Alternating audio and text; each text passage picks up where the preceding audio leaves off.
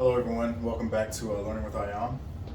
I'm going to continue on with this series of multiplication where we talked about this matrix method I worked out a while ago.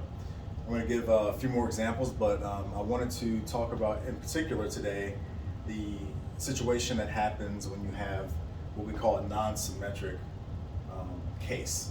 So in the past examples I've given have all been symmetric, meaning the numbers that I'm multiplying by themselves have the same number of digits. So that would be like 10 times 10 or 10 times 20 or 5 times 7. You know, each one has the same number of digits. And so when you use this method and you multiply numbers that have the same amount of digits, you end up constructing or building out a matrix that we call symmetric.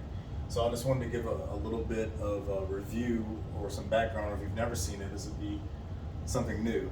But just wanted to explain what I mean when I use the word symmetric versus non-symmetric in this method. So symmetric in terms of a matrix basically means that you have the same number of rows and columns when you construct the matrix. So a lot of times in math it's written as n by m in these variables, where n is the number of rows and m is the number of columns. So for those who don't know, rows go horizontally and columns go vertically. So a symmetric case is where n equals m, meaning the rows equals the columns. So here are some examples of those. A 1 by 1 would just be the number itself. This 2 by 2, you see it has 2 rows here and also 2 columns, and that is a 2 by 2 matrix, is what we call it, a symmetric matrix. And the same for the 3 by 3, it's a 3 by 3 matrix. It has 3 rows and has 3 columns. For those who have done linear algebra and all those things, they recognize this as the identity matrix. Just kind of sneaking that in there. But anyway, so what does it mean when we're non-symmetric or not symmetric? So that's when n is not equal to m, so the number of rows is different than the number of columns. And so here's a few examples. So 1 by 2 would just be basically the number, like that's actually 10, but you see 1, 0. But you get 1 row and you have 2 columns. A 2 by 3 would give you 2 rows and 3 columns. As you see, you have 2 rows and then 1, 2, 3 columns. That's what it looks like. And a 3 by 2, where the switch looks this way, where we have 3 rows but 2 columns. So that's what it looks like, and that's what I'm talking about when I say symmetric or not symmetric. So now let's get to an example.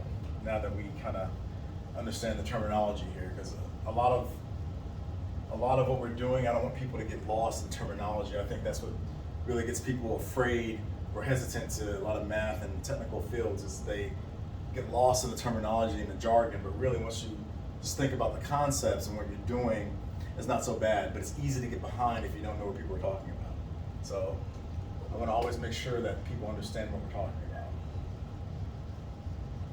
All right, so what happens if we have a non-symmetric example? So this would be 23 times 45. So what does it look like? There's a couple ways that you can do this. You can make this actually look symmetric. I'll show you that later. But let's just do it as is. So going with the method, we remember you write 23 as a row here, and then you write 485 as a column, right? And then you watch the previous videos if you don't remember this, but now we're going to build our matrix from this. And the same rules of building apply as before. This row is going to multiply here. So you're going to get 2 times 4, which is 8. Then you're going to get 3 times 4, which is 12. And then you're going to do the same thing for the second row there. So you're going to do 2 times 8 is 16. And then you're going to do 3 times 8, which is 24. And then last, you're going to do 2 times 5, which is 10. And then you're going to do 3 times 5, which is 15. And now you have your matrix. So the next rule, if you remember, is you look at the anti-diagonal of the matrix, and those have the same, what we call dimension, meaning they're the same size. And so you can see that this is the case even for this 3 by 2 matrix. This is a 3 by 2 matrix, right? Because that's 3 rows and 2 columns. So even in this matrix, the anti-diagonals are the same dimension, and you can see that by looking at what we're doing here, because this is a 10, because it's the tens place where that 2 is, and you're multiplying by something in the hundreds place, so that's going to be 1,000, right? So this is going to be in the thousands position. Now when you go and you multiply this 3, which is in the ones place, by the hundreds place, that's going to be the 100. So you're going to have thousands, and then you have 100. But then this is going to be in the hundreds place, right? Because you have 100. You have a 10 here multiplied by another 10. So that's going to be a hundreds place. So you see that these are in the same place. And if you notice the pattern with the way that we build these, you'll notice that the biggest number will always be, the biggest dimension will always be here, and it goes down in order. So you have a thousands place, 100, you have a hundreds place, then you have a tens, then you have a tens place, and then you have a 1. So it has that zigzag pattern of dimension, which is why you can always look at the anti-diagonals for being the same. So what we're going to do is we're going to go by that method, and we're going to combine them like we always do. And so when we do that, again, we're going to have the 8 stays the same. You're going to get 12 plus 16, that's going to give you 28, right? And so when you got that 28, that 12 had to move, you had to take it away, so it's a 0 now. And so now you're going to go and you're going to do 24 times 10, and it pushes down to this third position, and that's going to give you 34, right? And so for that to happen, that 24 had to move. And so now it's a 0. And this 15 stays the same. It's by itself. And now we do the last step, which is the reduction to get our final answer. And so what we do there is we want single digits in each one of these positions. Because this is basically going to be the number that you want. Because you have your thousands place, your hundreds place, your tens place, and your one place along that line now that we've ordered everything nicely. So again, we're just going to circle the single digit.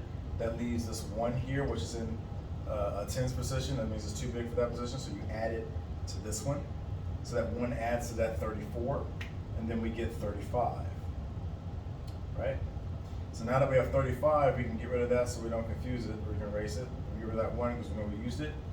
And now this is 35 here. So now we're going to put a box around that 5 because it's a single digit and it's the right size to fit in that position. So, but there's still 3 here that's too big. So that 3 can go up to the next one. So we're going to add 3 to 28, and that gives us 31. So when we do that, we mark the 3 away to note that we already used it, and then we mark this 28 away because we added that to 28 to get 31. And again, we box off that 1. There's 3 too many here, so we're going to add that to that 8, and that 8 becomes an 11. Because 3 plus 8 is 11. I'm doing that right. And so we mark that away, so we follow that same pattern. And then you put a box around both digits here because we're at the highest position, and there's nothing else to shift it to. And now you just write down all the box answers in the order of going down and to the right. And so that answer will be 1, 1, that's 11, and then you have another 1, and then you have a 5, and then you have another 5. So the answer is 11,155. And I put that comma there because my daughter told me that I don't have the right answer unless I put the comma. So we make sure we put the comma there. Now let's check to make sure I didn't make any mistakes here, which is definitely possible in some of these adding steps. But let's just see how I did. So if you do 23 times 485, as you see here, it should be 11,155. So yeah, the answer is looks right. So the method works, and so as we expected. So you can see this is how you handle a non-symmetric case. The answer is that you do it the exact same way you would do it if it was symmetric. And if you don't like the way this looks for whatever reason, you can actually force this to be symmetric. And you do that by just putting a 0 in front of the 23. So you can actually have 0, 23, and then 4, 8, 5, like that. And then when you build this one out, basically what you're going to do is you're going to notice that the effect of that 0 is actually going to put a 0 in all those positions, because of the way that we do it. 0 times 4 is 0, and then you're going to have 2 times 4, so 8, and then you're going to get 3 times 4, which is 12.